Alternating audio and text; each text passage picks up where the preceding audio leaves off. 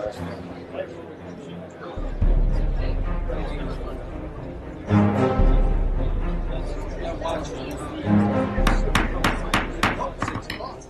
call the meeting to order. Let's stand for the Pledge of Allegiance. Mr. Matheny, would you lead us, please? I pledge allegiance to the flag of the United States of America and to the republic for which it stands, one nation, under God, indivisible, with liberty and justice for all. Roll call. Mr. Mrzinski, Dr. Cora, Present. Councilman Gonder. Present. We have a quorum. Approval of agenda. Mr. President, I make a motion to approve the agenda as presented. Are you going to make any adjustments? No. All right. I have a motion. I second it. All in favor? Aye. Opposed? Motion carries. Mr. President, I'd like to read a statement because of the change in the agenda. If I have the permission to do that, I'll do that, yeah.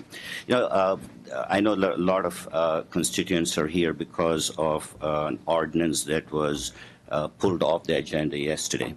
I got so many emails from the constituents, so last night I sent an email to all of them who had emailed me. And this is what I wrote to them. And I'd like to read that, and I'd like that to be part of the minutes. Thanks for sharing your concerns regarding the firearm-related ordinance. And I came to know about this ordinance Monday evening when the agenda was published. Yes, there have been some safety-related concerns in some subdivisions in the county, but this ordinance is not the right vehicle to accomplish that. We have a new legal team and staff who are getting used to the work of the commission. This ordinance should have been presented to the commissioners for comments before it was added to the agenda, and I've asked that this procedure be followed in future. So this item has been pulled from the agenda, and it will not be considered nor voted on Wednesday. And I was also going to make a suggestion at this meeting to form a committee of concerned citizens who can consider all the facts and come up with some simple, common sense recommendations to improve safety where that is a concern. Mr. President, that was the statement that I sent out to my constituents, and I'd also like to make a motion, if I may. I'd like to make a motion that we form a committee of concerned citizens that includes various stakeholders, including members of the gun clubs, as well as representatives from the Sheriff's Department, and also groups representing hunters, and also people who are concerned about their safety. Everybody, all the stakeholders need to be brought into this committee. I make a motion that President Mr. Mrzinski name the members of this committee, which should be at least 9 members, and it should include various stakeholders, and a public meeting be conducted to seek input on this issue, and also create a draft ordinance. And then this draft ordinance be presented back at another public meeting for comments, and only after that process has taken place that it should be presented as a draft to the commissioners for consideration. I agree with that, and I will second that. All in favor? Aye. Aye. Okay. Motion carries. I'd like to also ask at this time Mr. BG if he wanted to explain anything about the process. That way you have an opportunity to explain what happened. Right, okay. Look, there are different ways that issues can be brought to the commission. And one way is form a committee like Dr. Cora said. Another way is to introduce an ordinance even though we know it's going to change significantly. And what typically we'll do is table that ordinance, and then a committee is appointed, and then we come back with a different result.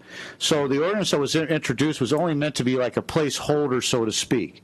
And I want to emphasize, there's nothing having to do with ownership of guns in any way, shape, or form. The issue was safety in La Porte County, because we really don't have a mechanism for that right now.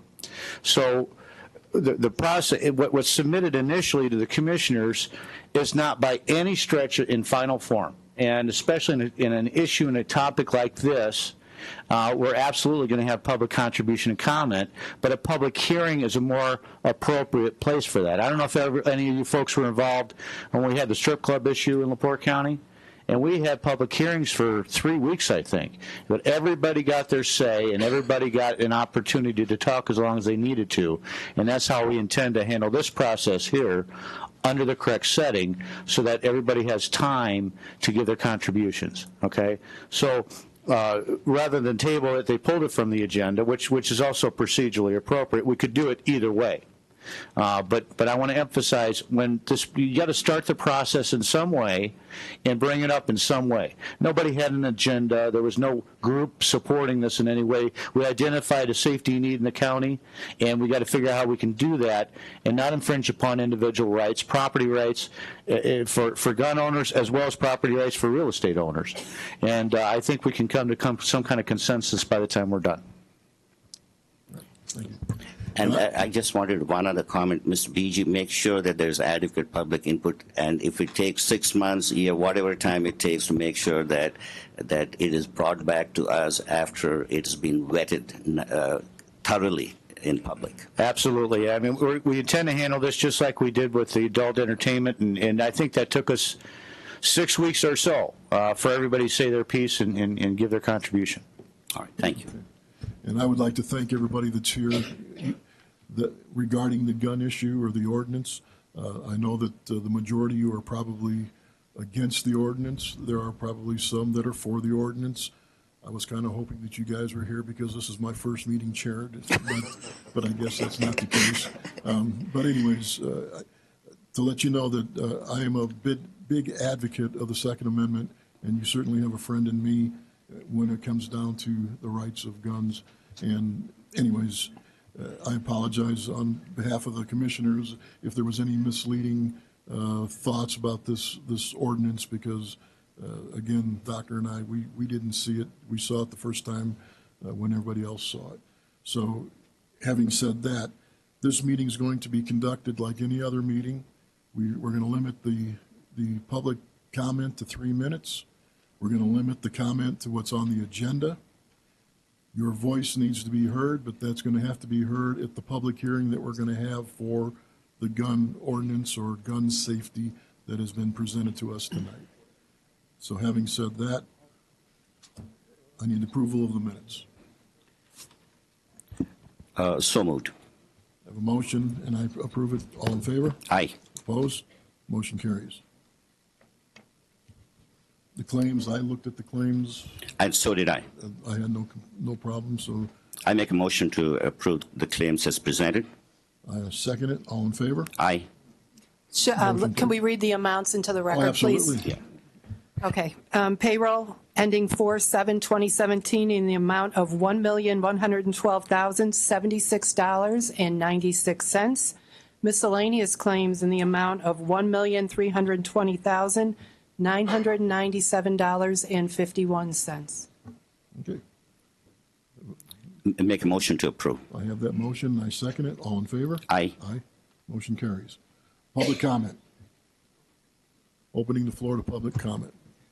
My name's Dennis Matheny, 6757 West 450 North, Michigan City. And I'm not too pleased. Mr. Mrzinski was elected president, and when he opened his first meeting this year, he stated we could speak off of the record, off of the agenda, not on the agenda. I was in the military in 1960s to defend against communism, and if you're restricting my speech tonight, you're communist. And I fought against that, and I am not going to deal with that. If this has to go to court, it'll go to court. I am against this gun issue. This is not only about guns, it's about property rights issues. I have the right to life, liberty, and the pursuit of happiness on my property, and you want to keep me from using my weapon on my property legally so that somebody else doesn't get harmed. They're not harmed. I don't go on their property and bother them. Point of order, Mr. President. He's doing exactly what you asked him not to do. You're not elected. You're appointed. I want to talk to you. Thank you. I appreciate that.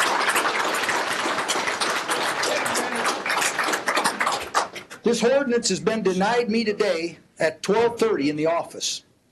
I called a public access counselor, and they told me that I had the right to have this ordinance. I talked to the lawyer, and I'm not taking anything away from him.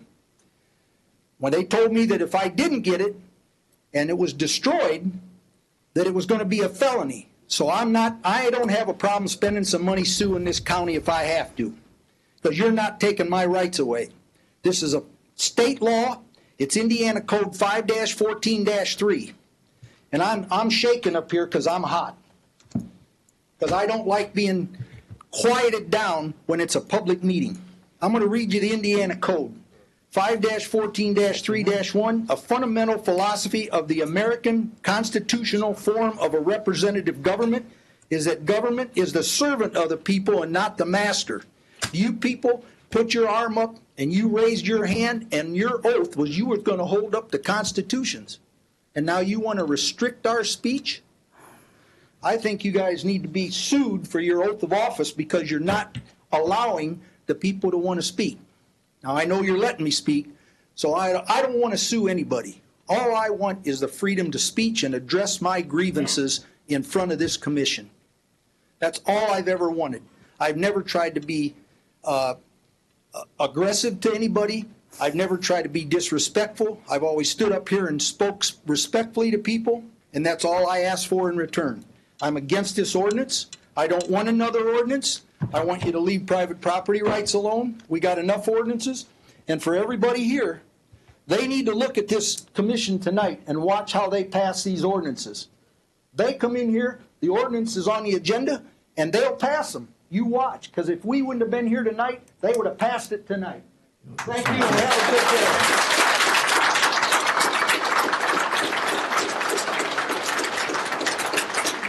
I'm Larry Mitchell. I live at 7670 West Arn Court, La Porte, Indiana. I'm a 30-year veteran of La Porte Police Department. I have 6 years part-time Long Beach Police Department, a U.S. veteran, and a U.S. citizen. This was ridiculous to have this come before us. We already have laws on the books.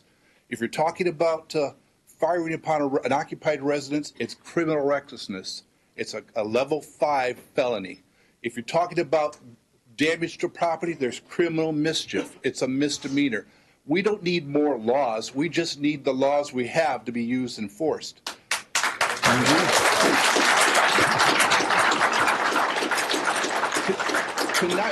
Tonight, I wanted to be law-abiding. I even called the Sheriff's Department to see if there was a county ordinance that I could not carry a firearm in this structure here. The deputy I spoke to didn't know. He said he'd call me back. He never called me back. So the police don't even know what ordinances we have. We don't need another one. We have enough laws in the books that they'll take care of themselves if they're enforced. I never thought I'd agree with Dennis Matheny on anything, but this is a new one for me. Thank you. Thank you.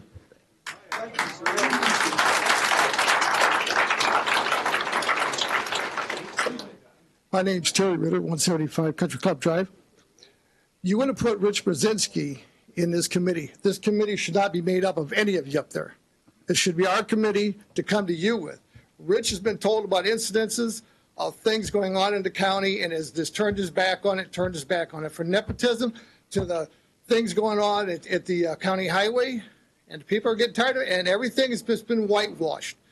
I know for a fact, if you want to put anybody in, when they come in here to come with their meeting, I would go with Mr. Gonder, because he's the only one that wasn't elected. He was appointed.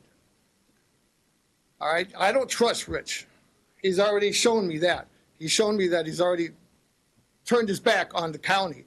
And as far as it goes about us having anything to say to it, we bought equipment here before the county council, and they had already made up their designs before anybody even came in and said anything. And I pointed that out, and if you go to the video, you can see him saying 5 and 1. What did they vote then?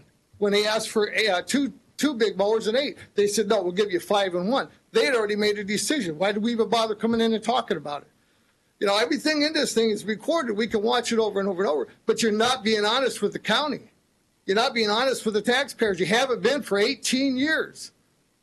And I can go back to back because I worked for this county for 18 years, and I can tell you all the stuff that I know that's going on, and I saw it.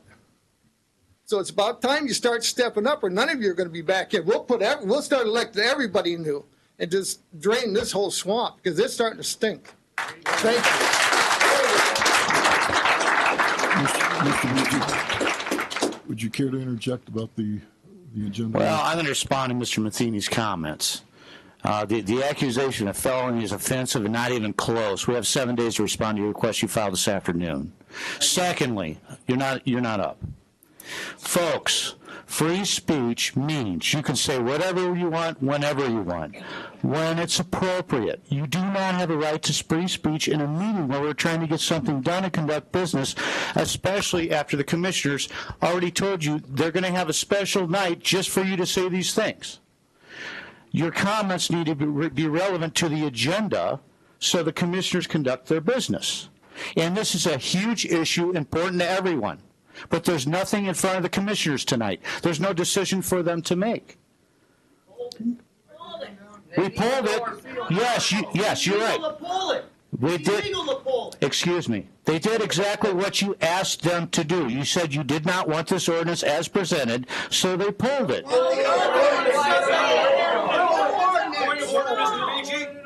Commissioner Cora added a concerned citizen committee to this meeting and read it into the record. It became a part of the agenda, and as a part of the agenda, you must allow public comment on this.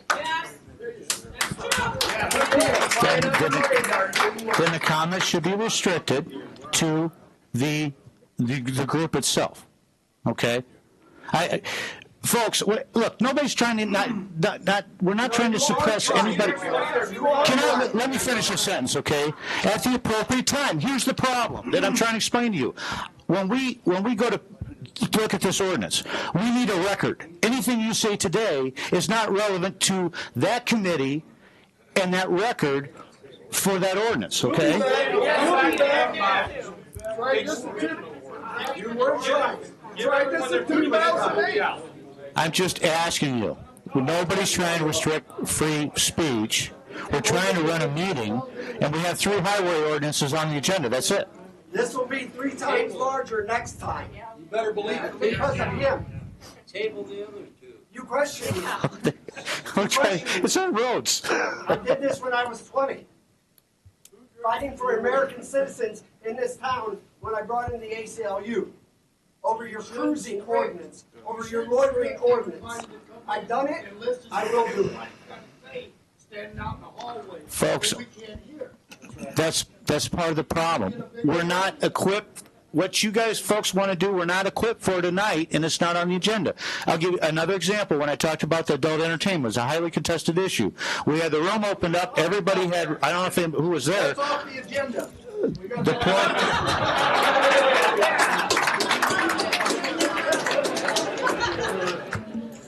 Get on. Go ahead. My name's Jeremy Seifert, 450 North LaPorte. I wasn't alive, really, when the adult entertainment, I'm not really interested in that. Real quickly, though, about the gun issue, let me just stay off the gun issue. I'll get on it for just 1 second. It's easy to back out when your back's against the wall by a bunch of people that can't even fit in this room. That's right. So it's easy to back down now, but you should have never been here. Should have never been here. We're all sick of you got to pass the law and know what's in it. That's bull crap. It's crap. No one agrees with that. No one believes that's true. And as far as putting forward any ordinance, we'll get off the gun thing, any ordinance at all that aims up here, that's called lowballing somebody. People in here sold cars before. You don't start at the bottom. You don't start by screwing people entirely and then have them work back for it. 1,000 feet is screwing them entirely. When you go from 1,000 feet and say, oh, well, we got you all the way down to 250 feet. 250 feet is still way too much. And you're going to look at it and say, well, we gave you 750. 750 is not good enough either. Shouldn't exist. We pay the same property taxes as the next person. And as my brother always says, they can start complaining when they start paying my mortgage. And until that time, their opinion doesn't matter to me. So we'll be back. There'll be a lot more of us. The next time, when it stays on the agenda, like you said, may as well plan it for the Civic because it's not going to fit here. And it's not inside this building, not inside the next one. People stopped coming when they said it was off the agenda, but fact is, we still got to show up to show you that all these people and so many more don't like it. And if this is what you like, then we don't like you. There you go. Good job.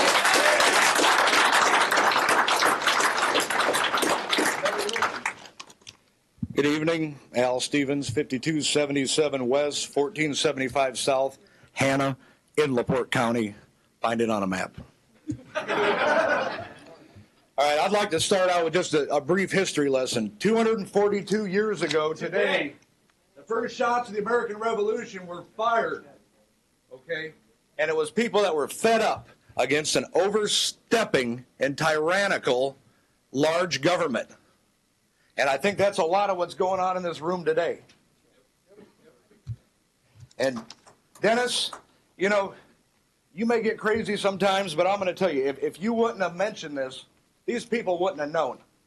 We'd all be complaining about it tomorrow morning. After the fact. I'd like to know who's responsible. Thank you. I'd like to know who's responsible for this. Because this is like a bad fart in the room. Everybody's pointing this way. My God. And I'd like to see a copy of the draft ordinance, as I think everybody else in here would, because to say this wasn't going to proceed. Mr. Beege, was there a draft ordinance for this evening? Yeah, and we pulled it off the agenda because it obviously looks like nobody wants this. That's why I'm trying to understand why we have all this clapping and yelling when the commissioners did precisely what you folks wanted them to do.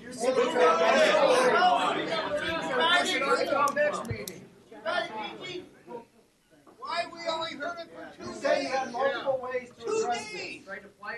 Yeah, I guess I would like to encourage this county to enforce the laws that are on the books.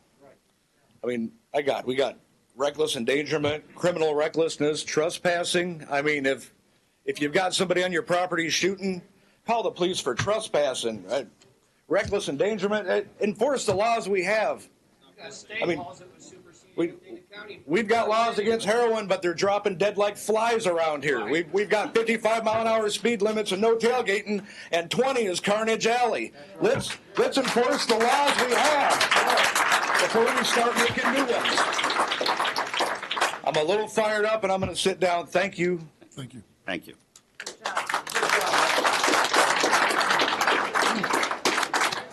My name is Michael Taggart. I live at 5733 West 150 North in La Porte. I've lived here since 1961. Graduated from La Porte High School, went in the Navy, came back, went to Purdue. I've lived in this town long enough that I have seen many under-the-table type of acts by city and county government. I'm not going to point fingers, but the thing that I see is the biggest problem with this, it's a local subdivision problem, not a county problem. Yep. Why drag the whole damn county into it and try to restrict all the people in the county? Yep. That's not right. You don't do it that way. You ought to know that. I don't need to be telling you that. But everybody here knows it, okay? I don't have a problem with the committee, but the problem with committees is it's always limited to a certain few that run this county, not the people that live in it and pay your salary. Remember that. That's all I have to say. Hi, my name's Nicole Tody. I live at 9506 East Division Road, Mill Creek, another one. Find it on the map. First and foremost, why are you the only two here? Where are the rest of the commissioners at? Where are the other people that we have elected? Why are they not facing this also?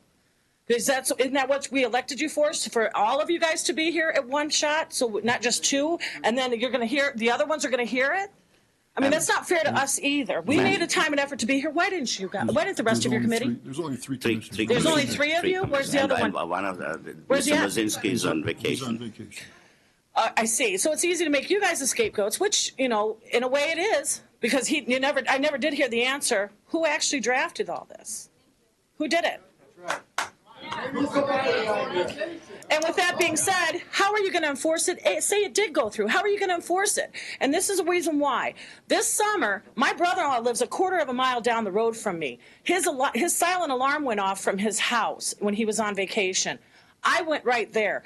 I timed it. LaPorte County police officers took 45 minutes to respond to a silent alarm. If his house didn't have it, he could have been robbed blind. 45 minutes for a response time is ridiculous. So how are you planning on enforcing this law, even if it did go through?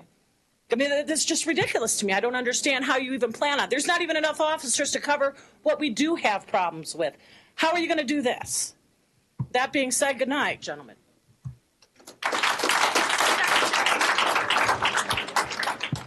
I'm Michelle McVeigh, 6601 East, 350 North, Rolling Prairie, Indiana. My husband was the county highway engineer for 8 years, and he was at multiple meetings. And when you have something on the agenda, you cannot take it off of the agenda legally once it's publicly posted until the meeting. And you have to have all 3 commissioners, correct, to take that off of the agenda. So all you can do is table it today, correct? Well, I agree with everything that everyone here has said, and a lot of people said, oh, they're taking it off of the agenda, so they weren't coming here tonight. I came here from Indianapolis, Indiana. I drove to Indianapolis this morning for work, and I saw my patients early so that I could be here. And I think Dennis said everything that I would have said, but I just wanted to say that you can't say you took it off of the agenda and tell the public that and have them not even show up. Like, there would have been so many more people here. You have them up against the wall. And it is on the agenda, so therefore anybody that wants to speak about it can.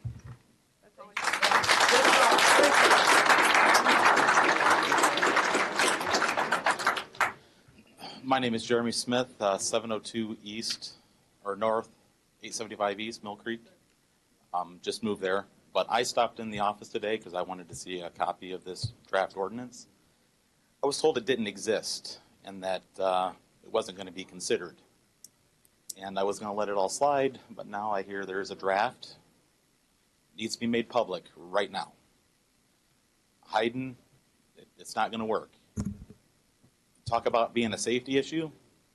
Look at Highway 20. There was an accident there this morning. Don't mess with property rights. Leave the guns alone. I agree.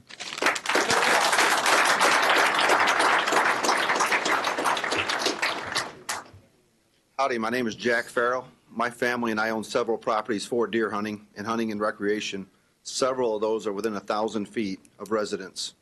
You would eliminate our use for owning those properties. Totally wrong. One of them is out in Kingsbury Fish and Wildlife area, and I'm within 1,000 feet, of the resident's house there, where the land manager lives, where I hunt at. There are several guys that hunt less than 1,000 feet on Kingsbury Fish and Wildlife property to that residence. Totally wrong. Next thing is I own Red Line Auto Transport, getting up to your Jake brake law. Totally wrong. I live in Hunters Run subdivision. I hear the Jake brakes all night. Those are a safety device installed by the manufacturers to make stopping those trucks faster, easier, and safer. You don't need to go after all of them. You need to go after the unmufflered trucks if you're going to do it, because they will reduce up to 20 to 25% of your stopping distance. You need to think here before you guys act, especially living on Highway 20, where I have a wife and kids that drive that every day and whose blood's on their hands.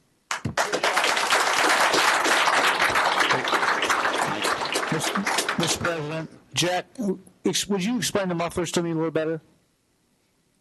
I mean, I drafted the ordinance. Is there another way we can write this? Well, you hear the real loud ones. You have the real loud trucks that really cackle. Those trucks do not have mufflers or resonators on them.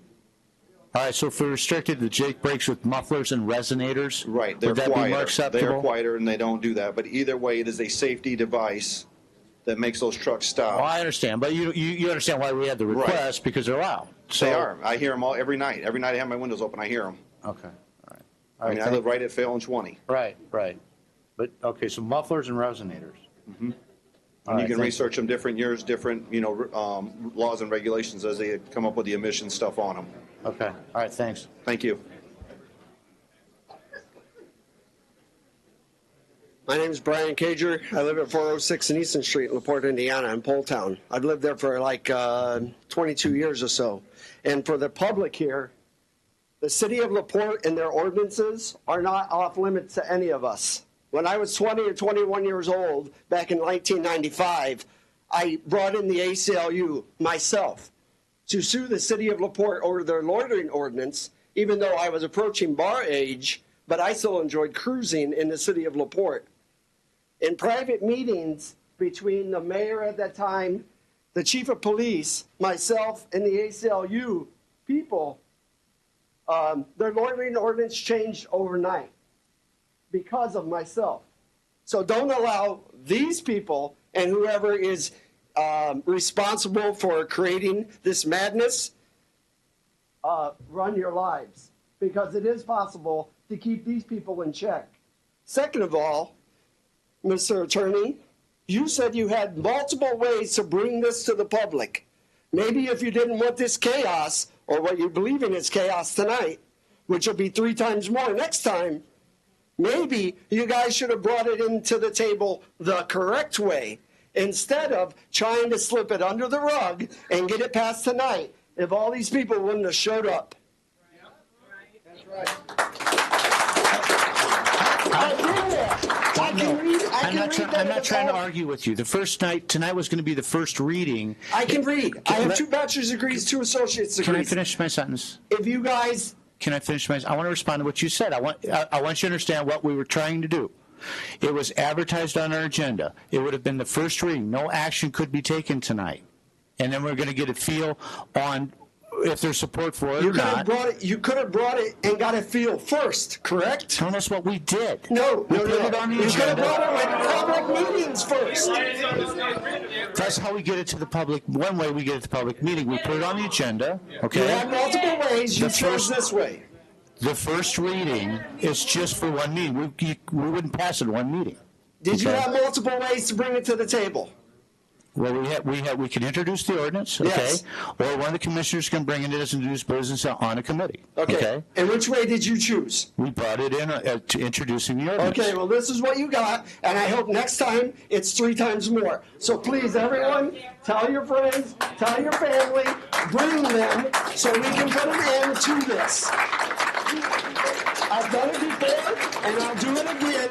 This is the United States of America, and we do have rights. And we are protected by the laws that have been in action forever. As Dennis said, if you guys would just support it, instead of throwing out the batch of tomatoes because one of them is bad. You guys know what you're doing. I read that it was off the agenda. I can read really well, but I also know what's going behind this back door here.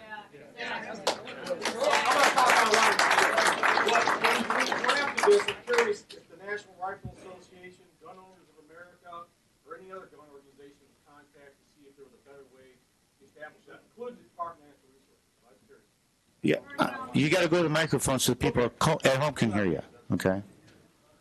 Hi, my name is Jacqueline Thomas. I live at 3484 North 400 West.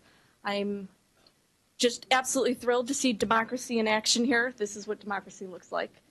And I'm thrilled that this many people showed up to speak tonight. That's a good thing. But what I want to say to the people in this room is, and I mean no offense, I stand up here respectfully as possible, but I'm one of the sand people, and we have been up here fighting the county. For 2 years we have been dealing with this. So, you know, if we stick together as a county and we say, yes, we want this, or no, we don't want this, then as a county working with the commissioners, what the people want is there.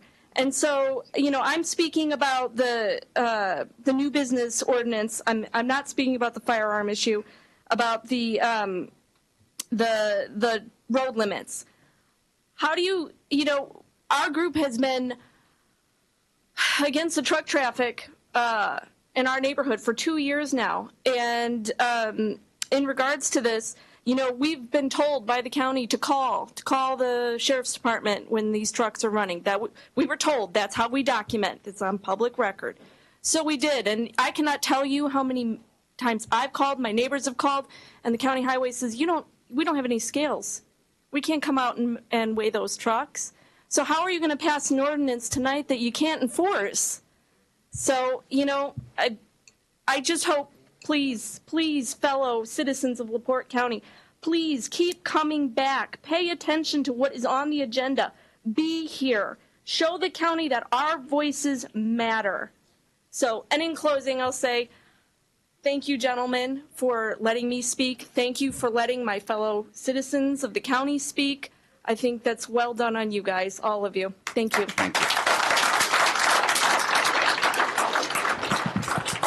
Hello, my name is Allison Bender, and I'm 13 years old.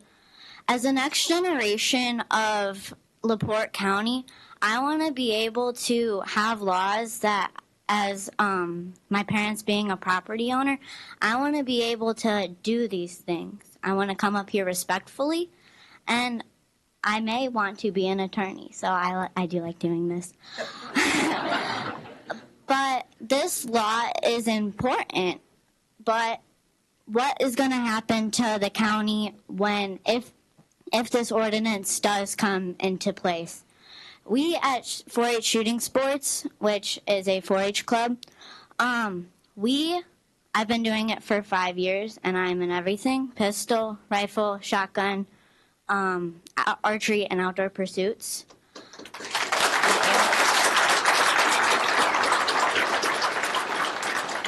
Safety is our #1 policy.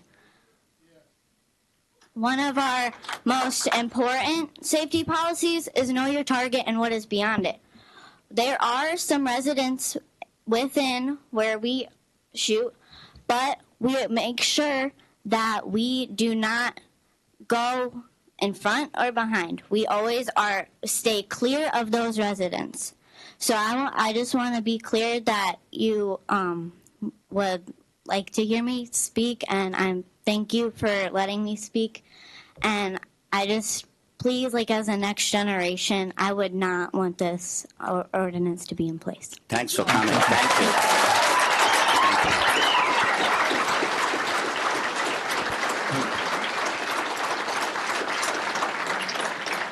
I want her on the committee. Hello, I'm Steve Malone. I live at 4551 West, 900 North, Michigan City. I think the gun issue is well represented. I'm also here for the trucking ordinances. I am currently a truck driver for Central States Manufacturing out of Michigan City. We manufacture steel siding and roofing and amendments for steel buildings, residential buildings, agricultural buildings on a daily basis. We're delivering in northern Indiana, southern Michigan, a lot in La Porte County. I might have 3 or 4 job sites in La Porte County. I'm out on county roads, going to farms, going to residents.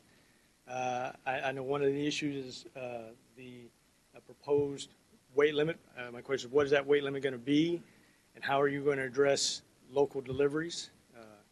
Is that going to be allowed? Are they going to have to get a permit? How are you going to address that? The other issue is the compression brake ordinance. As the gentleman over there said, the real problem with the noise from compression brakes is trucks, typically older trucks, that have straight pipe exhaust, no mufflers. I think to have an ordinance restricting use of Jake brakes would not be the answer. It is, as he said, a safety component of the trucks. The answer, I think, would be a excessive noise ordinance in residential areas, not out in the county, but in residential areas.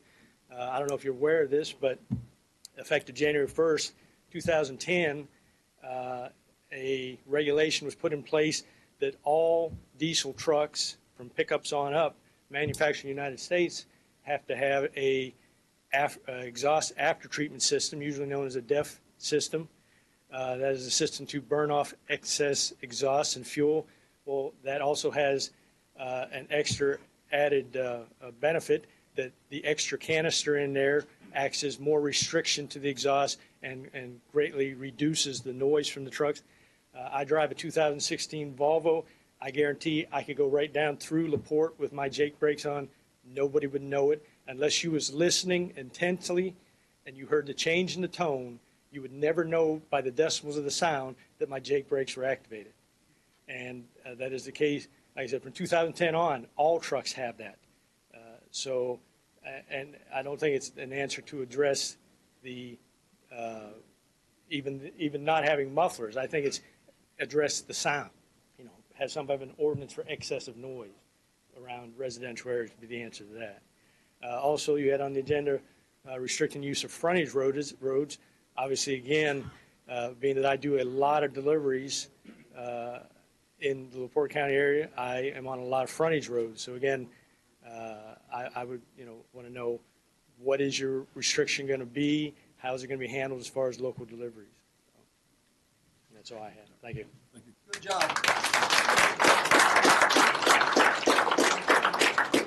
First of all, my name's David Paulus. I live at 4656 West 900 North, Michigan City. A request that I'd like to make now for my folks back there in the back, turn the volume up so we can hear back there. Can you do that? We'd really appreciate it. Second item I'd like to bring, I do have a concealed carry weapon permit for the state of Indiana. And I'm going to ask you a hypothetical question. If your wife was being beat up or assaulted, for any one of you, for your wives, your daughters, your girlfriends, anyone in this particular area, rim, that's someone close to you, or even yourselves, it has happened to policemen to where that a person who was on drugs or other items would attack a policeman and fight with them. It has been noted that a concealed carry person stopped and asked the policeman, did he need help? And he said, yes, I've got the documents on these things. But what my question is to you, if you pass this ordinance, if it should ever get to that point within 1,000 feet, what would happen if your wife or your daughter would be attacked?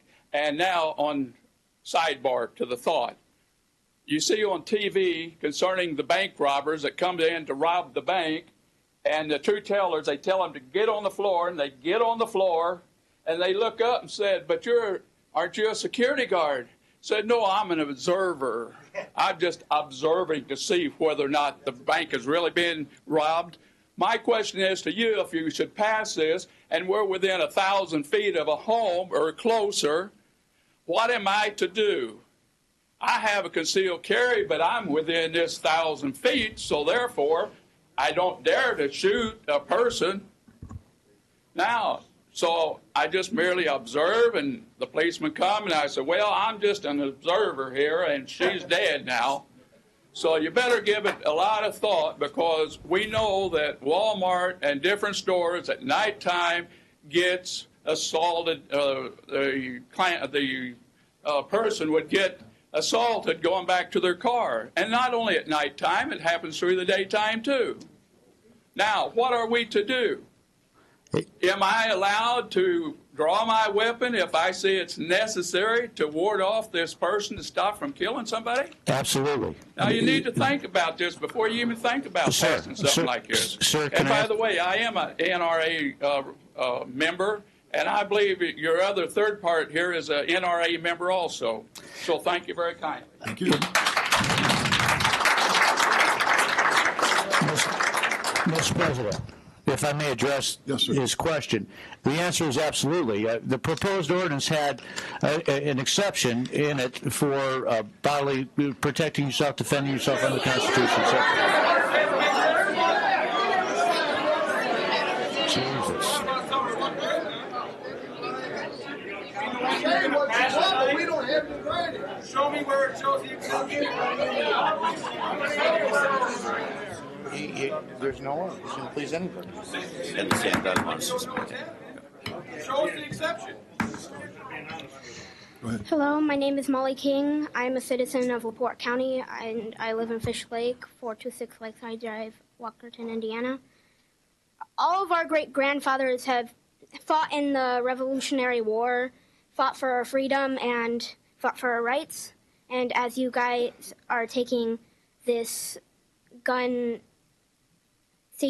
safety down, you are just taking away what they did for us. And as taking away my rights as a person, you are breaking the Bill of Rights. On Article 2, you are breaking one part. You are taking away being necessary to the security of a free state.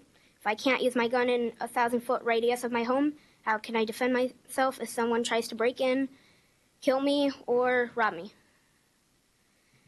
Answer that. Most importantly, with all the drama that is happening, how will I have any security? If you do this, my family, friends, and people in general won't have any protection in their homes. That is all I have to say. Thank you. Thank you.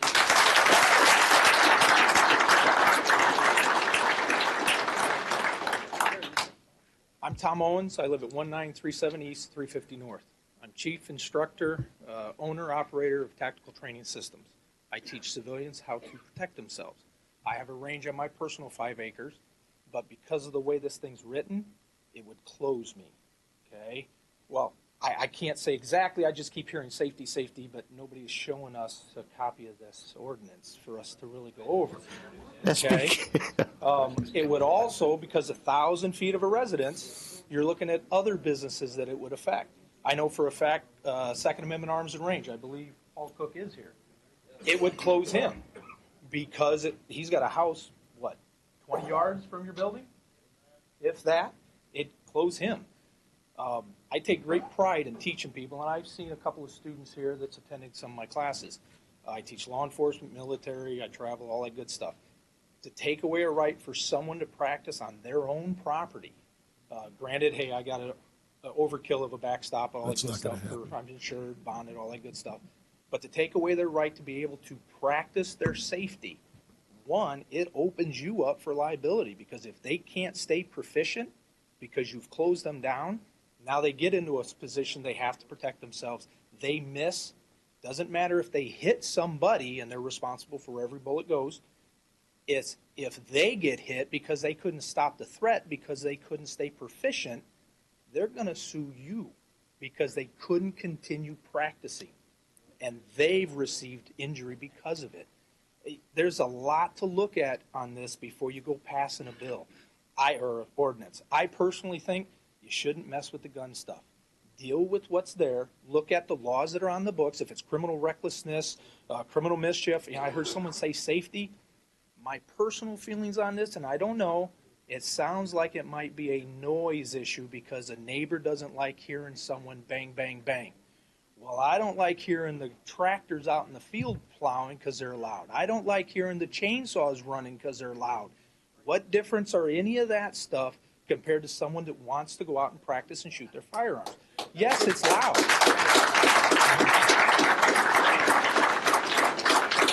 It's loud, but is a total separate tool compared to any other noise that's out there. This is something that can save your life, save families' life, and innocent third parties' life. This is stuff that really needs to be researched before we just draft something and throw it on the table. I appreciate your time and let me talk. I appreciate your input into this. If you have the time, please consider serving on the committee, because it seems like you have a lot of knowledge and insight into this. I think that'll be helpful. I think the sheriff. Yeah, the sheriff. I think the sheriff is going to address that.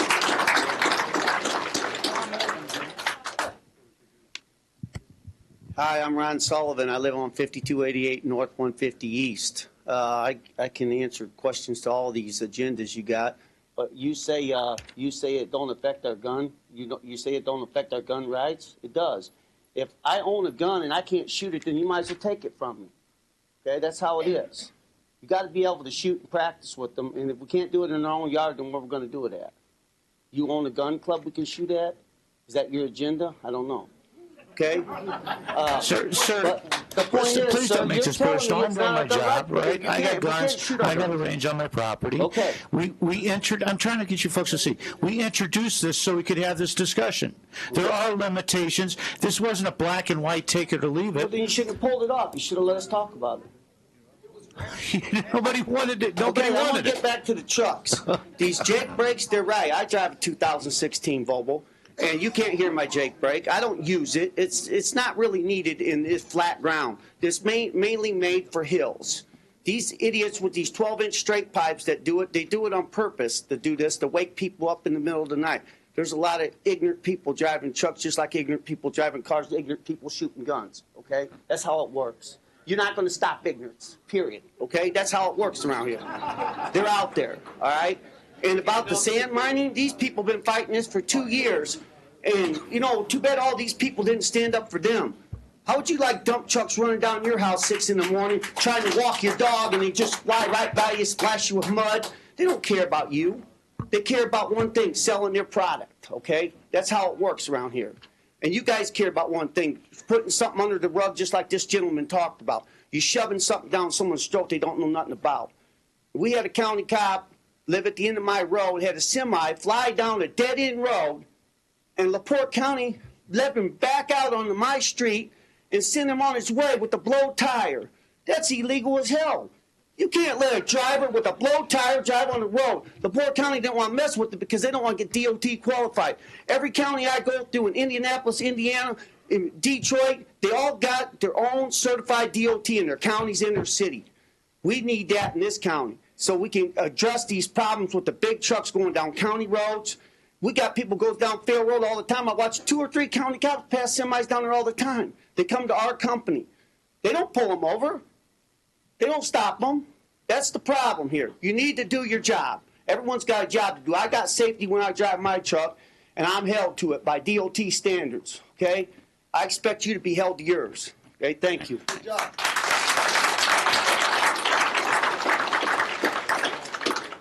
Good evening. Chris Schwanke, Michigan City City Council President. Mr. Schwanke. Yes. I come before you tonight with my fellow residents of La Porte County, as I'm a member and resident of La Porte County. This issue is not going to go away. It was drafted, and everybody here would like to have a copy of that ordinance. If it was drafted, where is the ordinance? It's got to be somewhere. Or should I be talking to the commissioners? I'm just curious, because this is the only person speaking tonight, not our commissioner. Secondly, this not only affects the county residents who have shown up in force, it also affects the city residents. I live on a county road, 600 West or Muir Road, and for me to shoot, I have to go across the street because I'm in the city limits of Michigan City. So I can go across the street where we have a safe, secure, proper place to shoot, but now I'm not going to be able to do that should this ordinance have been passed tonight. So not only are you affecting the residents of the county, you're affecting the residents of La Porte City and the residents that I represent in Michigan City. So I think this really needs to be brought forward because this is not going away until that ordinance is brought forward. Everybody here wants to see that ordinance, including myself. And it's not available. That does not make sense. Somebody should have a copy of that. Thank you.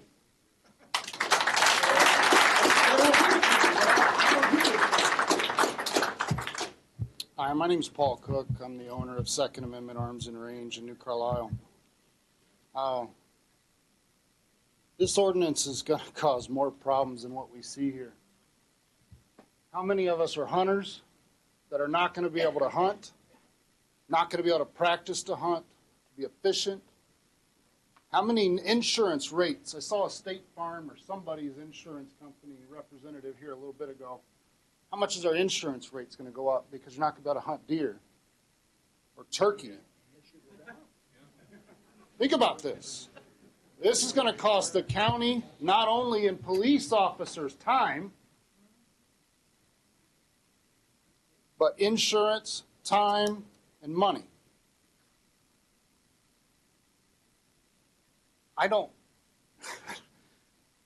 You can't pull the agenda once it's on the agenda.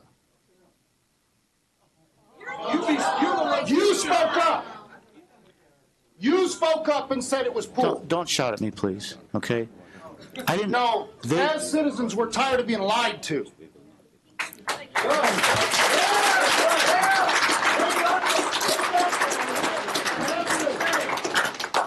To hold Washington accountable, it starts here. That's right.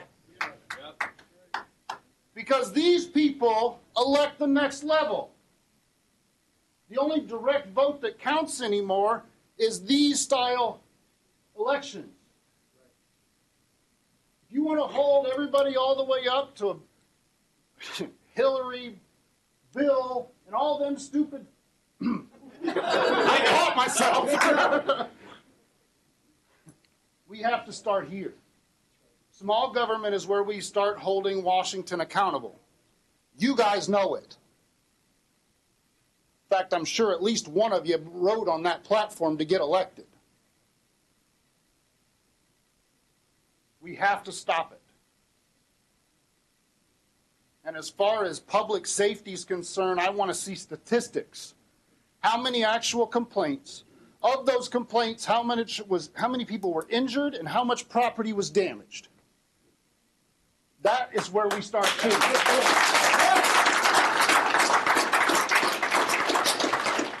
We can have people cry and complain all they want about the noise, but until farm tractors are shut up, semis are shut up, dump trucks are shut up. 4th of July fireworks.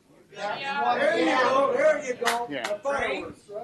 I love fireworks, but at a certain time it has to be Kids have shut school off. in the morning. You guys, please, we're going to hold you accountable, and I hope everybody wakes up, and I hope to see that ordinance published in the paper in the next couple days. Thank you. Good deal.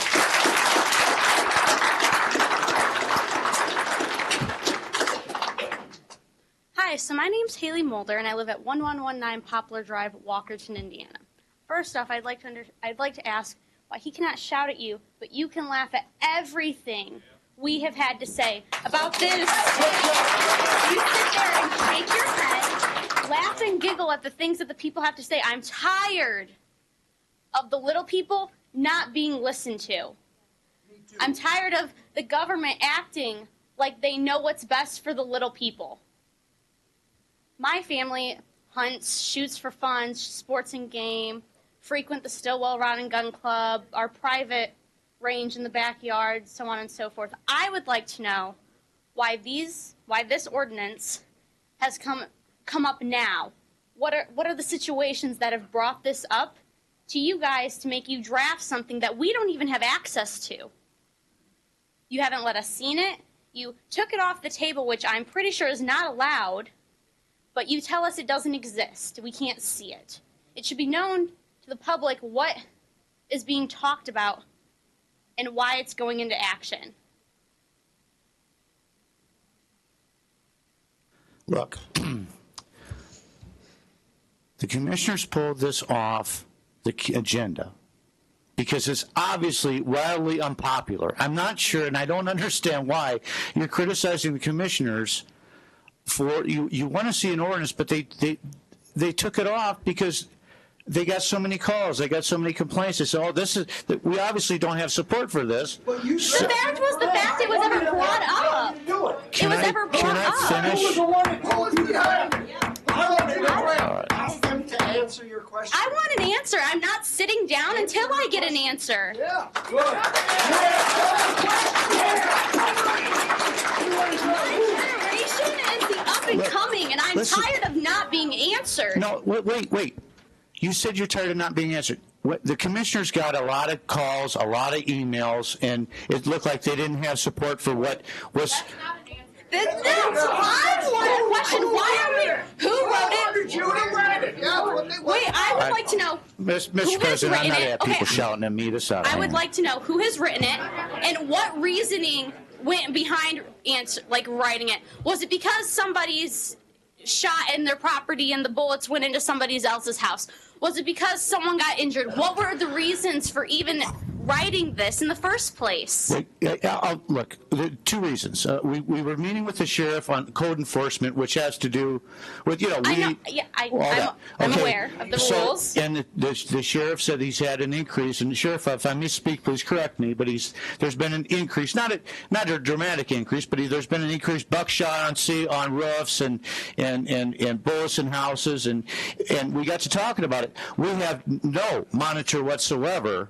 You could talk about criminal mischief in that, but those are crimes that are kind of a higher level. We're talking about more of an infraction area, okay, where folks are shooting in. Here's a good example. This is an issue we have in enforcement in the county that we wanted to get to discuss. We have apartments. We have subdivisions. Okay, and there are gun rules in the city. I'm not talking about the city. I'm talking You about know, apartments? Those are in the city. There are no apartments out where I live. I'm talking in the unincorporated areas of the county. I'm trying to answer your question, okay? In the county. We're not talking about the city. We're talking about the county. Which I understand. We have unincorporated. We have apartments. We have 10-acre lots, 100-acre lots. We also have subdivisions with quarter-acre lots, okay? Yes, there are those. We have a wide variety of types of property. It may be appropriate to shoot, like I have 10 acres, and I have a swale and a berm, and there's no houses around, and it's great. I could shoot there safely.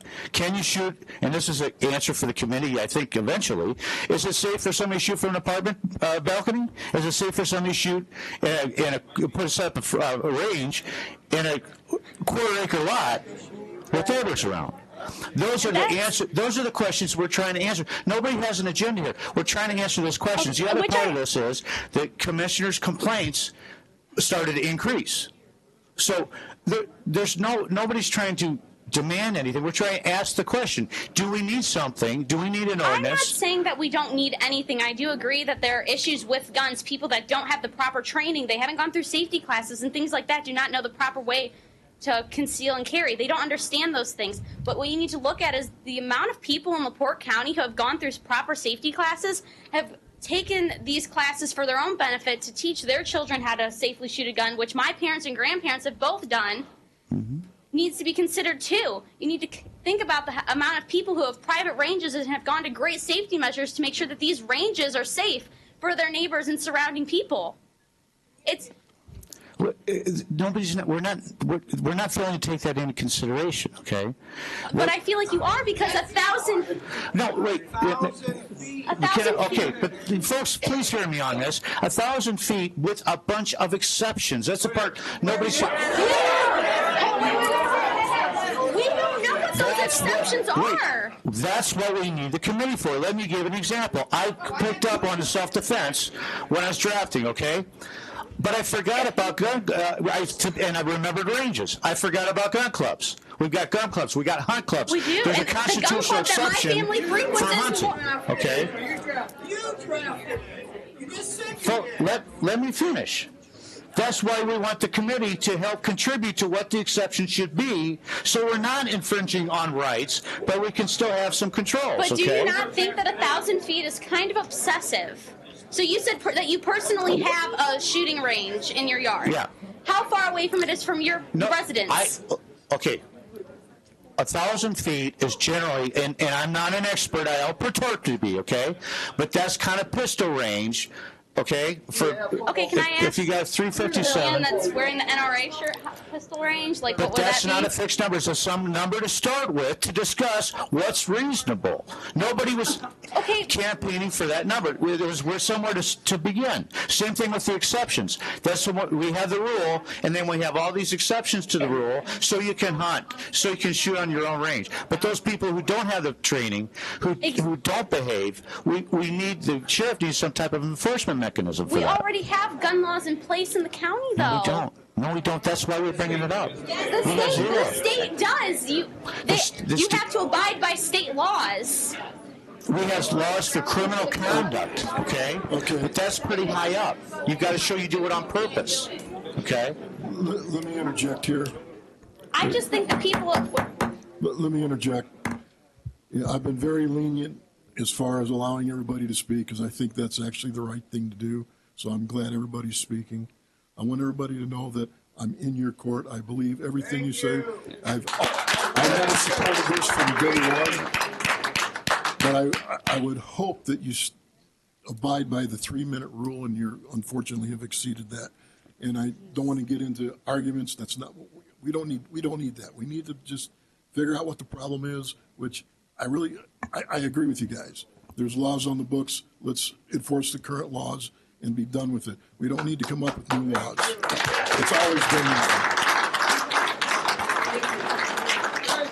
way. I'm willing to hear everybody out, but let's keep it civil, and let's keep it at least 3 minutes. Thank you. Mr. President, can I make one comment? And I'd like to make a motion that I know we have withdrawn that ordinance has been withdrawn, which I would have opposed it, period. But I think people want to see it. I make a motion that we release it, let them see it, and there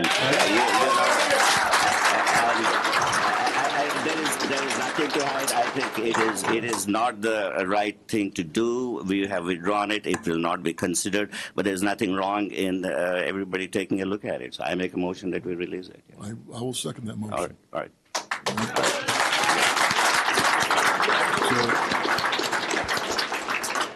So that the draft will be available for view. Yeah.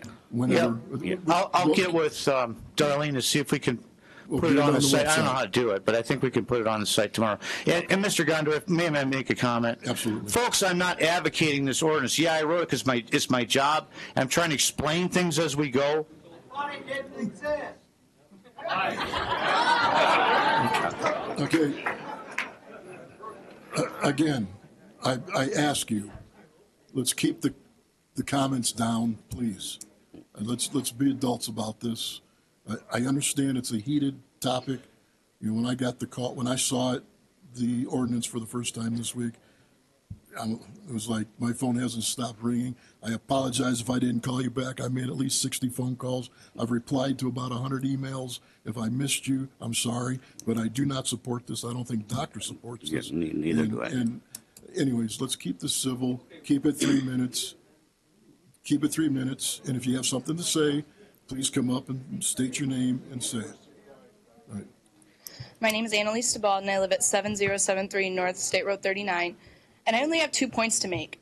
A lot of people view guns as a way of safety. So if I'm walking down the road, minding my own business, and someone attacks me, and I pull out a firearm, or not firearm, whatever, pull out a gun to shoot them, who gets in trouble?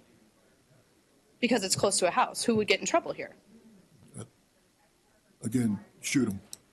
Right, but that's what I'm saying, though. Like, if I shoot them, I understand that you're against it, but if I shoot them and this law's passed, who? It's again, it was a draft. It's not law. It's not going to happen. Okay, that's all I have to say. I'm going to try to keep it extremely short. Sure. First, I'd like to thank you guys for publicly outing this catastrophe. Second all, to answer her question correctly, the stand your ground law would protect her in defending herself. The next thing is, I've spent countless days and hours becoming instructors from 2 major national groups. And on your comment about untrained people, who determines in what category or categorizes an untrained person with a firearm? Do they have to do a formal course? Or is grandpa in the backyard constitute educated? Well, that's a good question. The proposed ordinance never addressed that at all. Well, I'm asking theoretically, what would you propose? Well, there's no proposal for that. Okay. Yeah. Okay. Yes. In a perfect, I'm a certified combat rifle instructor. Okay. In a perfect world, everyone should be trained with firearms when they go to buy one. I think that should happen for everybody's personal safety. But for the government to, and I'm talking about from the legal standpoint, okay, from the government to monitor that, I think that's too much of an infringement on the rights, on the Second Amendment right. Perfectly agree. Okay. But the reason I ask is because of the comment about the training. The trained individual that you had mentioned about the ranges, a non-trained individual. Well, the type of complaints we've had are the non-trained individuals. Okay, I'm assuming based upon, and whoever, somebody says you can't fix stupid or something similar, that's the category, and that's what prompted this inquiry. Okay, those folks who are not responsible or standing at a podium speaking intelligently to the commission, those are the folks we're trying to address, not responsible gun owners or homeowners or anything of that nature. Okay. State law, well, state law is kind of hitchy on a bunch of stuff too. Well, but to respond, and this, I'm just explaining our thinking because the commissioner's already said this is a dead issue, so it's done. Fine. But state law for that, those are crimes, and crimes have a little bit higher standard that have to be proved, okay, as opposed to a traffic ticket, which are misdemeanors and they're just issued. These are the type of offenses we're talking about, traffic ticket type stuff, okay? Thank you. Hi, my name is Robert Beeler. I live at 1405 East US 6 and 35 in Hamlet. It's a La Porte County address. I purchased 5 acres out there for the specific reason to hunt. Okay, my entire life since I was this tall, big enough to carry a gun, I hunted. I put food on the table. That's what it's about. If this is to go through, you just took away my ability to feed my family. Okay, it's been a legacy in my family. My grandfather taught my dad how to hunt. My dad taught me how to hunt. I've got 3 grandsons coming up. I would like the chance to teach my grandsons how to hunt. That's all I got to say. So this is dead. It's not It going to is. happen. It's going to take away my right to hunt my property. My property is 627 feet deep. You just took away my right to hunt my property. I oppose this. I strongly it's not oppose gonna this, and happen. I will be at the next meeting. Have a good day, gentlemen. Thank you, sir. My name is Pat Meany. I reside at 4078 West Schultz Road in La Porte, Indiana. I commend these individuals standing up for their right. I'm a concealed carry lifetime person myself. I don't shoot in my backyard, but I go to ranges. But, you know, if I wanted to shoot in my backyard, which I've done in the past, I walked out there, I notify both my neighbors. Hey, today I'm going to fire off a few rounds. Got a problem with that? So if we're talking about somebody stupid, somebody really stupid, then I'm going to tell you what this commission told me when I've been fighting for the last 2 years. Not you guys. Well, you. Well, not you either, but one of you. One of you guys. Sounds to me like it's a civil problem. Sounds to me like you ought to sue the guy for being a nuisance. It's over. Take him to court. Yeah. Drop this crap. Yeah? I think we got the cart way, way, way ahead of the horse here. So that's what I only got 3 minutes, so that's all I'm going to say about that. And I really commend everybody for coming out tonight.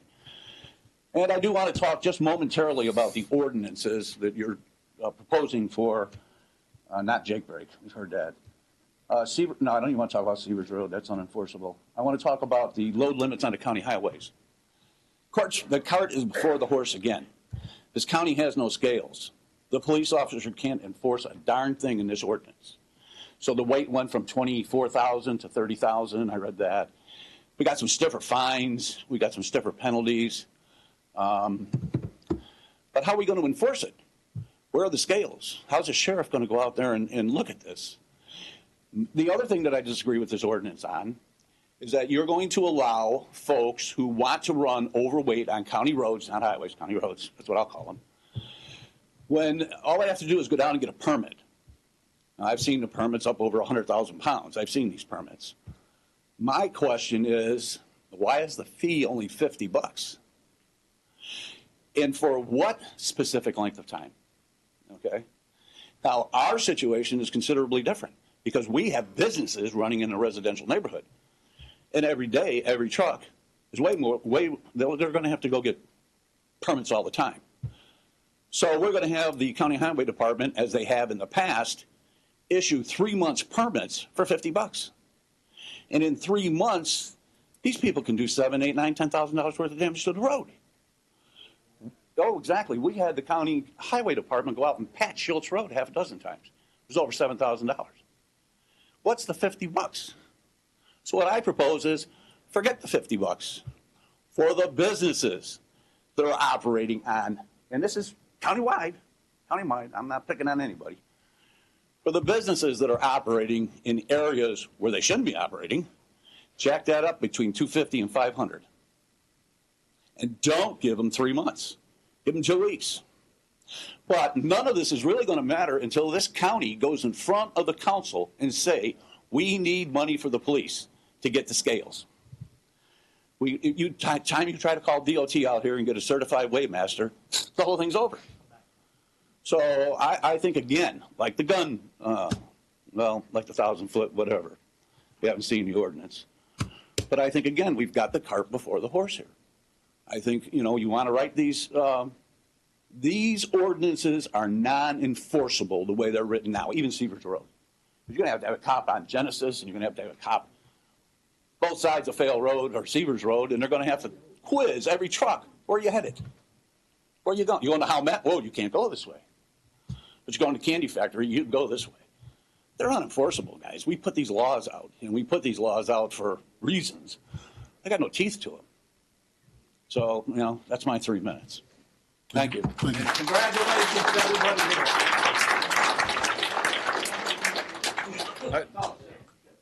I'm Jeremy, I already spoke. I got just a couple more questions. First, thank you guys for knocking it down. I trust you when you say you knock it down, though. And we'll remember. We're not going to forget that. Mr. BJ, I know you've been beat up today, but I also know that you can't just, you don't write an ordinance like this, you don't draft the whole thing without someone telling you to do it. We want to know who. I don't want to give you this answer, but I have to. It's attorney-client privilege. I can't disclose what my clients tell me.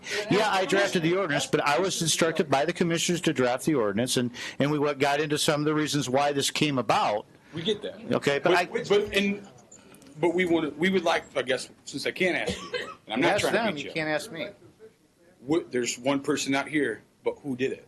Who wanted it? All I can tell you is I did not ask for it. That's all I can tell you. Well, I guess that I can tell you that I received several emails. I sent it to legal counsel to discuss with the sheriff's department. I didn't hear anything for a month, and then I got another email Monday or whatever. The gentleman that sent me the email said something like he thought that Trump started World War III because of the gunshots outside his house, and I sent it to him. And he replied back that it was probably going to be an ordinance, and that's all I know. And that's when it came out on Monday.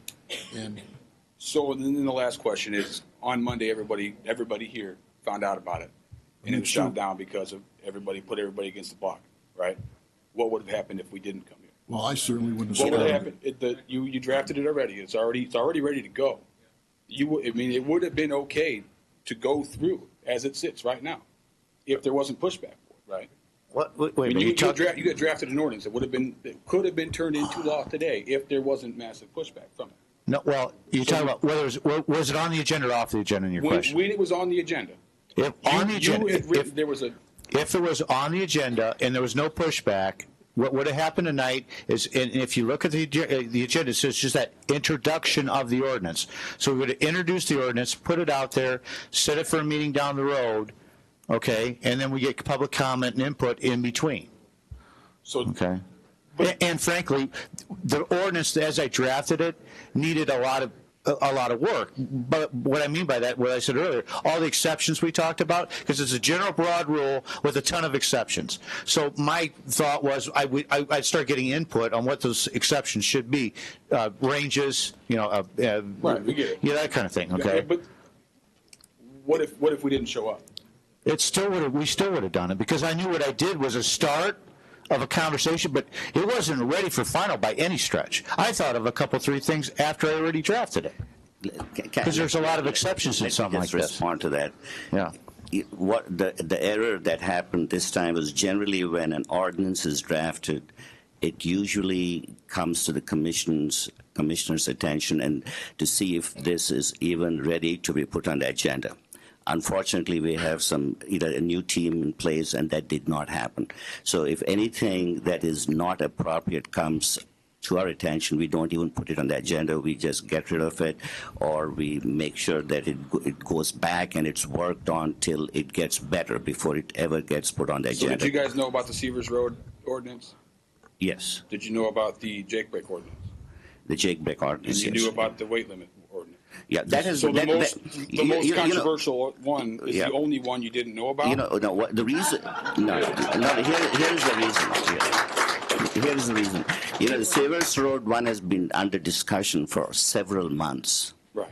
Okay, and then Yeah, several meetings, several meetings. And then the county road, it has been under discussion for several months. The gentleman, Mr. Meany, has been here for several months, and we have been discussing that.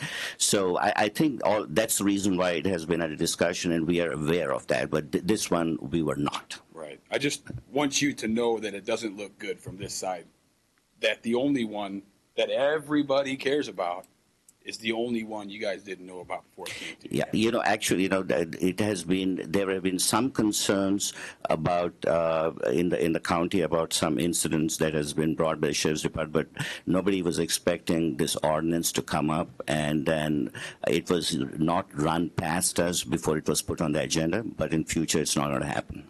Well, I guess we can just look forward and hope that that's the case then. All right. Thank you, gentlemen. Thank you. Sorry. Thank you.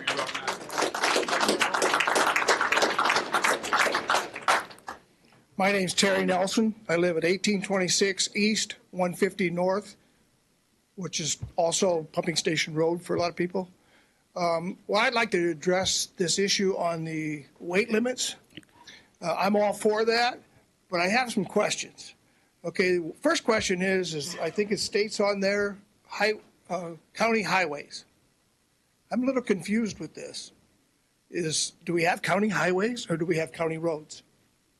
County roads. Now, is this a legal termination that?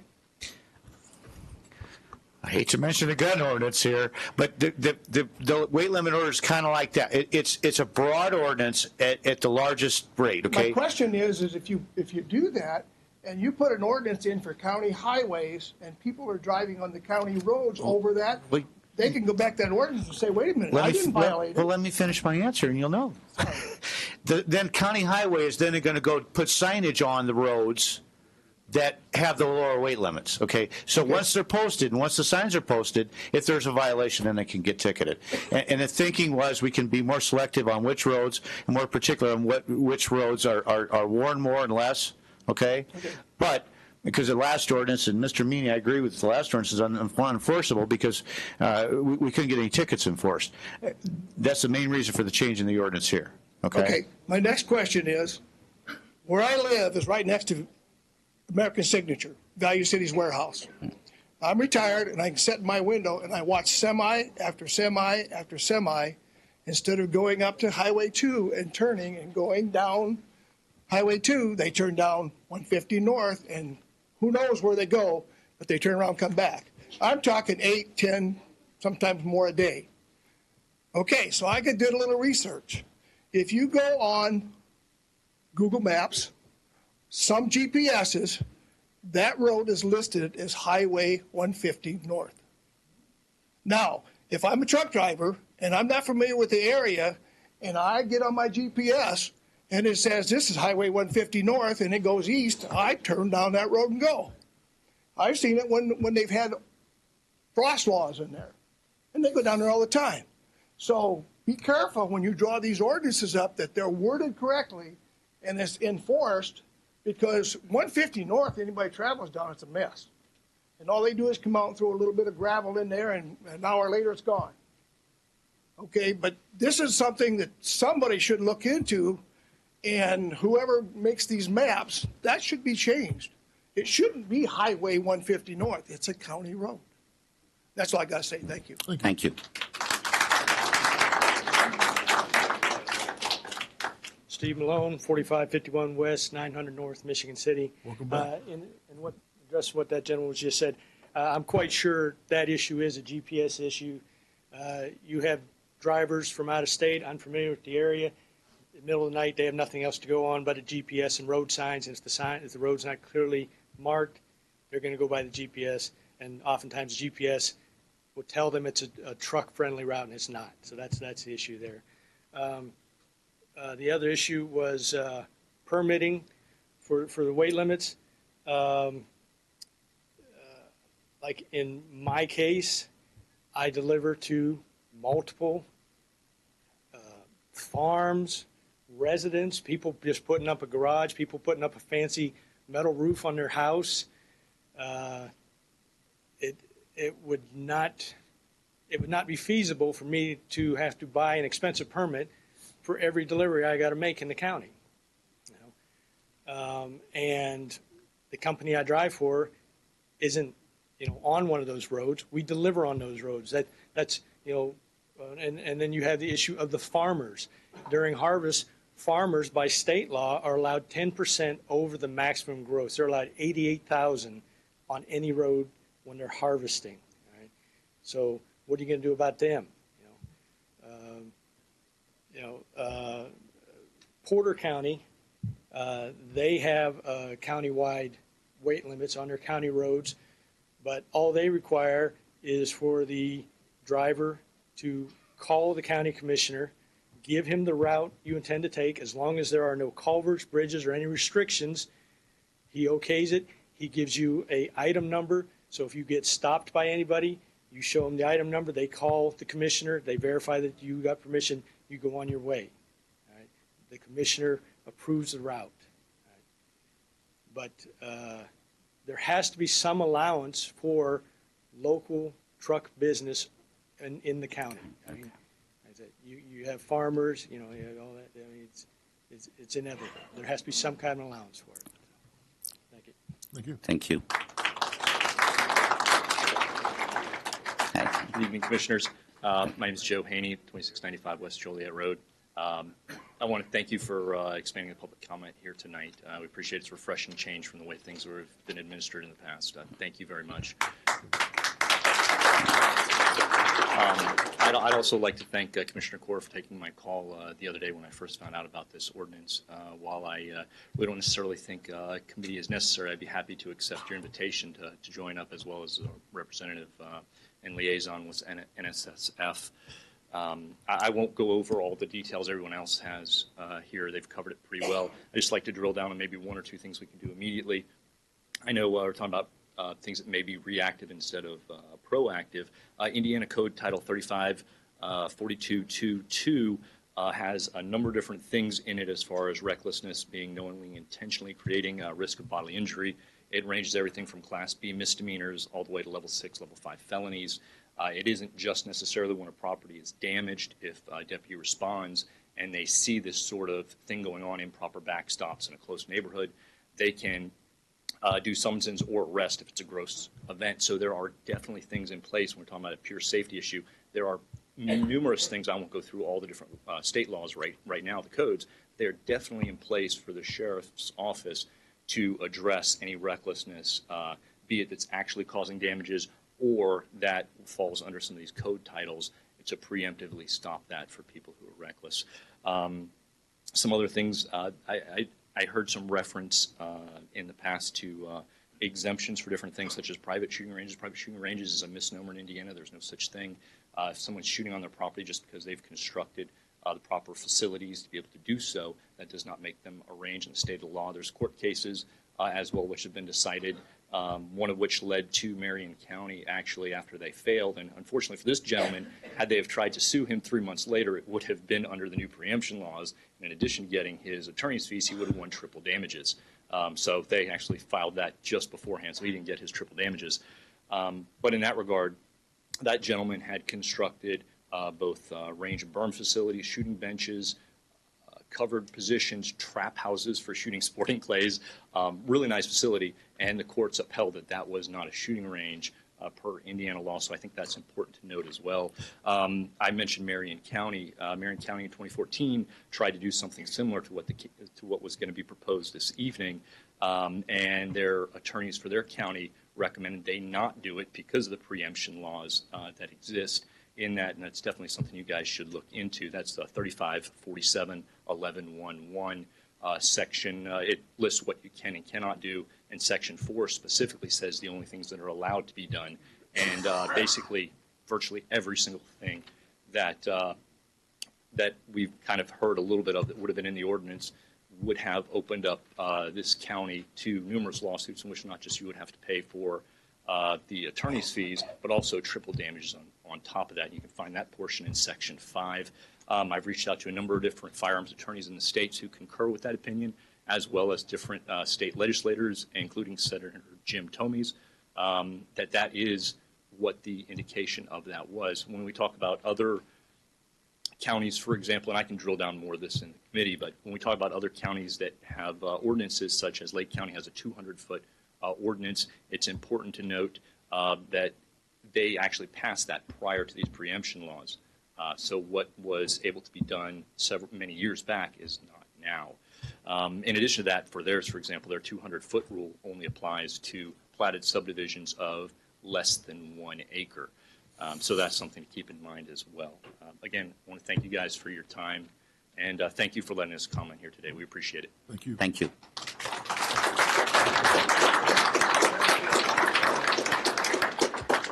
Hi, I'm Madeline Fleshman. I'm a sophomore at La Porte High School, and besides being a student athlete, I participate in many sports clubs, including La Porte County Shooting 4-H, and I also hunt with my father. I'm an 8-year member of the La Porte County 4-H Shooting Sports Club. I have earned up my ranks to be a mentor who we help the younger kids learn about safety, which is our #1 priority, discipline, and character. If the ordinance were to pass, several of our ranges would be in effect, including the Michigan City Rifle Club, Stillwell Rod and Gun Club, and it would nearly affect 160 La Porte County students that like to shoot and recreational hunt and all of that. Like I said, I'm a hunter. I hunt with my dad. The ordinance would also affect many of our hunting areas within La Porte County. We enjoy hunting. We like to bring food to our table, like others have said. It's a great bonding experience for my family, and I'd like to bring that on to my little sister, who's also here today. And so it's kind of short and sweet, but if this topic crosses your agenda again, please remember that all of these kids will be affected, our clubs would be affected, and ultimately we would suffer. A lot of our kids, they rely on this as a social activity. They're able to learn discipline, character, and not just safety with firearms, but safety within their life and everything else. So, thank you. Thank you.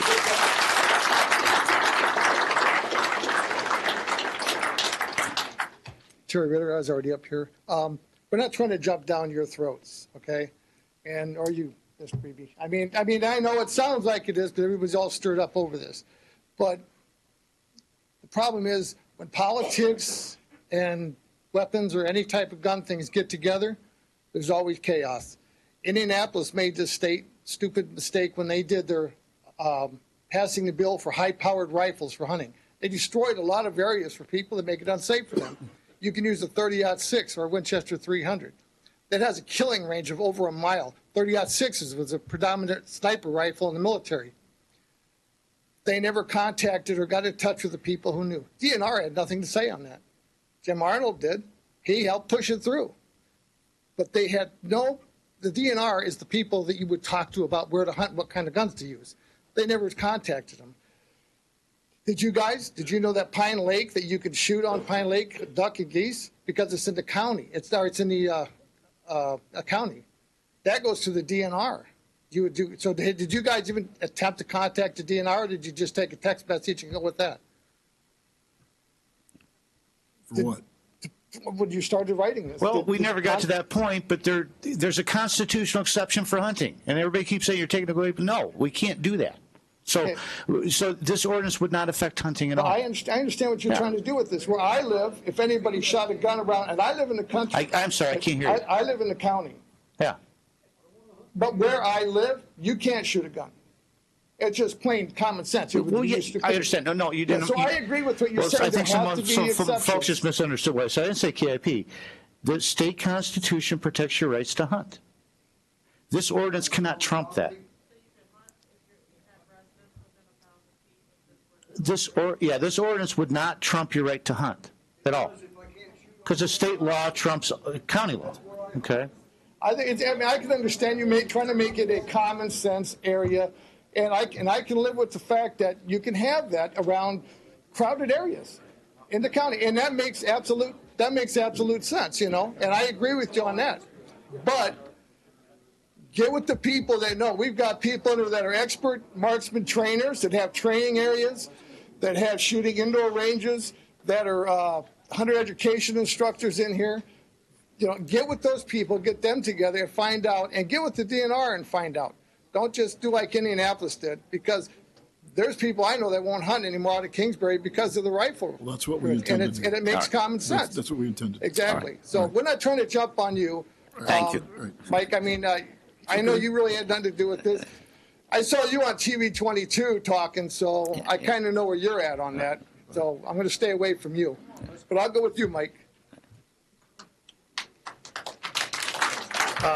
Brian Koger, 406 Neeson Street. I would like to, you mentioned earlier that this was a bookmark, so I'd like it to put it in front of the commissioner's office here that we have another bookmark for the public, that none of this gun talk, gun ordinance, gun anything will be held at 10 a.m. on Tuesday for public input. Absolutely. Because these people work. If you're going to have it at 10 a.m., you have it at 6 p.m. on Thursday, Friday, the next Monday, and whatever else. It'll be people after that work, 5 o'clock. Every I know, day. but I've lived here for 22 years, and I guarantee you, I've read in the paper, public input Tuesday, 10 a.m., and then we're going to break at 11. We'll be back at 1 to 2 p.m. You've done it before. Well, I agree with you. But 100%. I want to be clear on procedure. I think I just heard both of those commissioners say this is a dead issue. Am I right? Am I correct? This ordinance is Okay, dead. so you have 2 out of 3 commissioners saying we're done. So I don't think we need. I'm saying that you're done today. It can be brought back up. It can only be brought back under up a in the different context of a idea. commissioners meeting. Okay?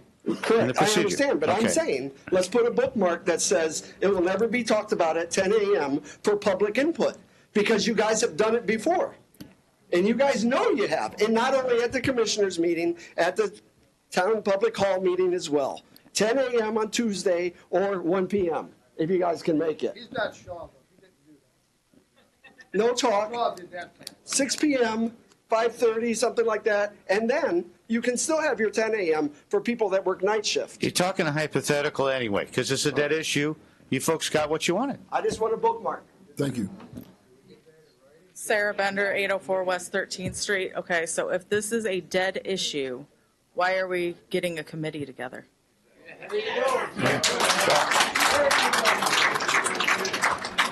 We haven't gotten to the point where the commissioners can get back to business again, and I was going to suggest that Dr. Cora rescind his motion and make clear that the commission has no intention to bring this back. Under the rules, they can't bring, if an issue comes before the board, it doesn't come back for a year. Okay? Thank you.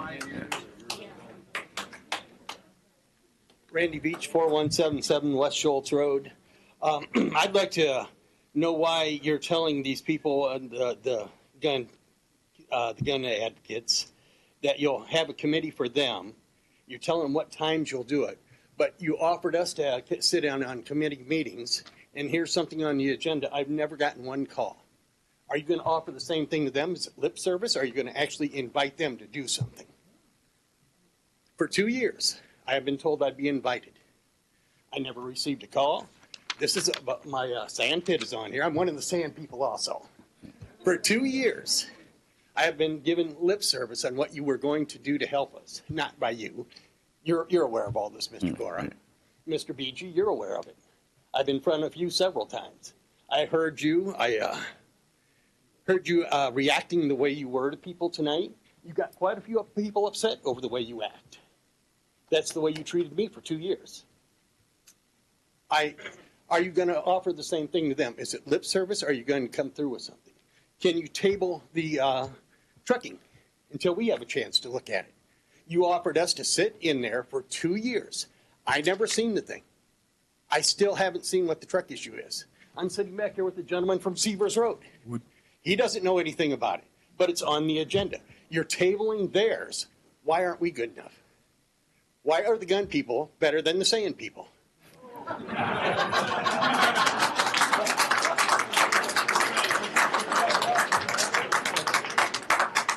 I get criticized around the port because I'm a sand person.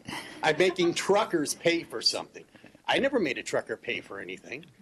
I paid for the damage to the roads. You paid for the damage to the roads. You paid for the damage to the roads. Why can't this get tabled the same until I get a chance to look at it? Why can't it be published? For your edification, the load limit ordinance is on its first reading tonight. It's not going to be a done deal after tonight. So there's going to be, another But there's already a 24,000 pound one there already that you can't enforce, so you're going to put another one out that you can't enforce. And as far as the Severs Road one, I spoke with the sheriff this morning and this afternoon. There's a lot of concern in the language, and that's getting pulled off the table tonight. Mr. Boyd will tell you that he doesn't have the officers available to do it. They're following buses every morning, and I see that. And reading and hearing about the Jake breaks, I'm having a hard time supporting that as well. No, that's ridiculous. You've got to violate federal law on that one. So can you table ours the same as you tabled theirs? Yeah, as a matter of fact, I was going to make a motion because there's so much input we have received on these other items that I was going to table and have Mr. BG look at all the input on the other items, and then Can we have it published the same as you offered theirs to be published? Hold on. If he's making a motion, let him finish his motion so the record's clear. Thank you. Okay? Thank you. Dr. Cora, are you making a motion? Well, let's wait till new business. Yeah, when we come to new business, All right, I'm going to make all that motion, yeah. Thank you. All right, thank you very much. Public comment. Public comment. Public comment. Can we also request that it not be at 10 a.m.? I do work for a living. I've taken a lot of time off work in the last 2 years. I'm lucky that my employer lets me do that. That'll be in consideration. Consideration, all right. Thank you. You're welcome. Public comment. Closed.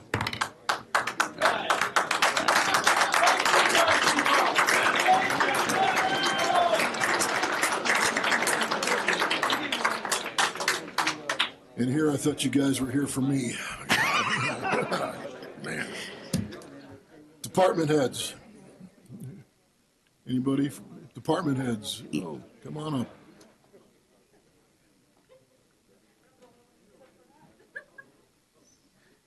I didn't do it. I just want to give some public information that the tax bills are in the mail. Okay. Hopefully tomorrow will be in the mailboxes. Otherwise, it's going to be There's Friday. the other hated subject, taxes. Yeah, that's okay. But you know what? They're going to come out and pay their taxes because they believe in government. So you know that it can either go one way or the other, and they have to have a vote.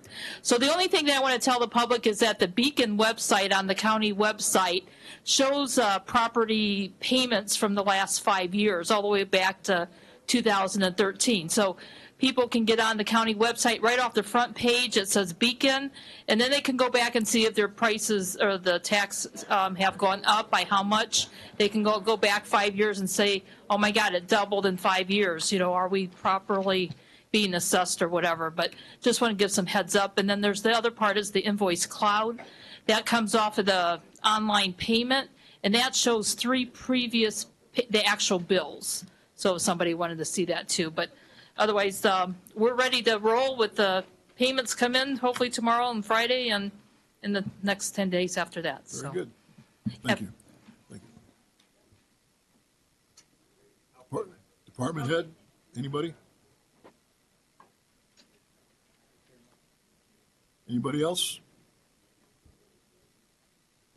Okay. Any correspondence? No. Request, Andrew.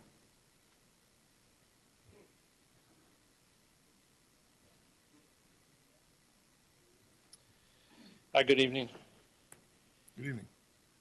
We were contacted by Blue & Company and given an opportunity to participate in another Medicaid reimbursement program similar to the one we're currently doing.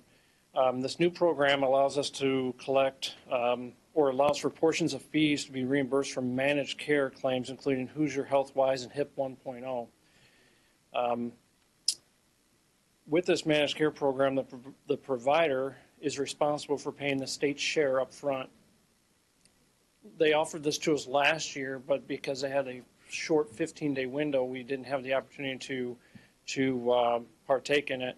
That's why we're starting to get the ball rolling a little bit earlier this year. So I'm just asking for permission to approach the council for a not to exceed dollar amount. We don't have the exact figures yet. We hope to get those any day now. They are estimating that they will be higher than last year.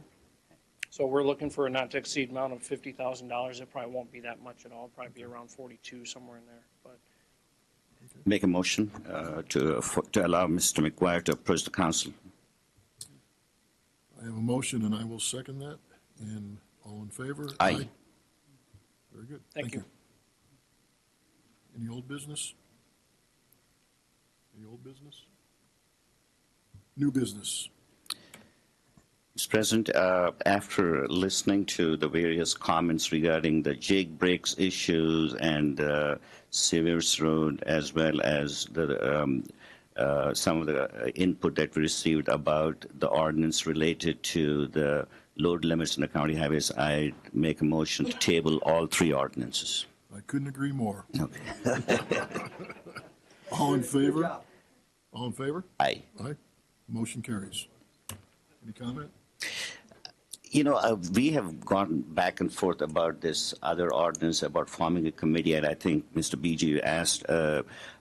My personal suggestion, Mr. President, is until the sheriff hears a significant amount of complaints or problems, and he specifically comes and requests to have an ordinance on that issue, I would suggest that we just forget about having an ordinance on this issue about the guns.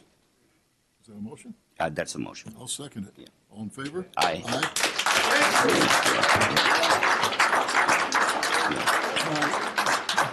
Well, thank everybody for coming out and exercising your rights to speak. And I hated to say what I had to say up earlier, saying that we're going to limit it to the agenda, but I'm glad I let you speak, and I learned a lot tonight. And I'll tell you what, La Porte County is definitely heavily armed. There's no doubt about it.